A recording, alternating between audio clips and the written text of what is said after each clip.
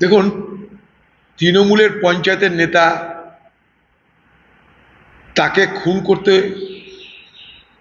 আগ্রহী হবে শুধুমাত্র তৃণমূল, অর্থাৎ তৃণমূলের হাতে খুন হচ্ছে তৃণমূল, এটা জানার জন্য, বোঝার জন্য কোনো অনুসন্ধান বা গবেষণার প্রয়োজন আছে বলে আমি মনে করি না।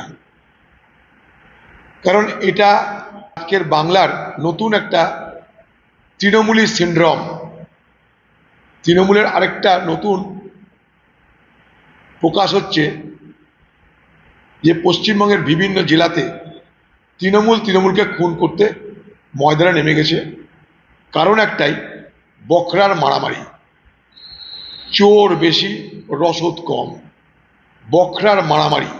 আর এই বখরার মারামারিতে হত্যার ঘটনা বেড়ে চলেছে। এটা তৃণমূলের নিজস্ব ঘরানা। এটা সেই ঘরানার কুৎসিত চেহারা বাংলার মানুষ দেখতে পাচ্ছে। তাই তৃণমূলে যিনি খুন হয়েছেন আলুগ্রামে, তিনি খুন হয়েছেন তৃণমূল নেতার হাতে। পুলিশ যদি খোঁজ নেয়, সব জলের মতন পরিষ্কার হয়ে যাবে। হ্যাঁ,